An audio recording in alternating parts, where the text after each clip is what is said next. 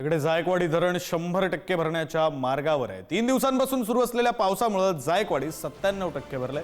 तर जायकवाडीतून पाण्याचा विसर्ग सुरू करण्यात आलाय। नदीकाठच्या गावांना आता सतर्कतेचा इशारा देण्यात आलाय।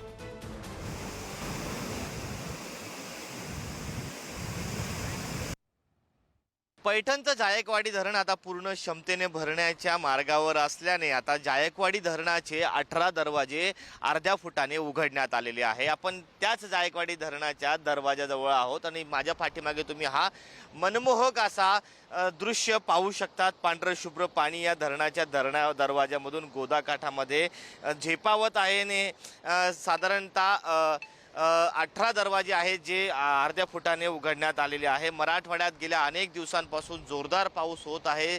मराठवाड्यातल्या पावसाची सरासरी जर आपण पाहिली तर 1.5 पटीने पाऊस झालेला आहे। एकाच वर्षी 2दा पाणी सोडण्याचा योग यावर्षी आलेला आहे। कुठेतरी चांगला पाऊस मराठवाड्यातला झालेला आहे। हा पाऊस पूरक ठरत असल्याचं चित्र असताना देखील अनेक जिल्ह्यांमध्ये हा पाऊस शेतकऱ्यांसाठी मारक देखील ठरत आहे। मराठवाड्यामध्ये जर आपण विचार केला तर 3.5 लाख हेक्टर वरती शेतकऱ्यांच्या पिकांचं नुकसान झालेलं आहे। त्याचबरोबर 600 घरांची पडझड झालेली आहे।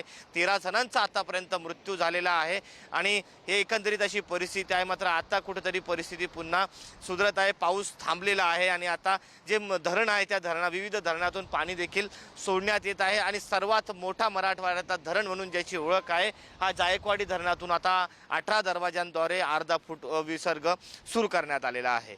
कॅमेरा पर्सन अमोल वाघुलेसह मी सचिन जिरे, पुढारी न्यूज, छत्रपती संभाजीनगर।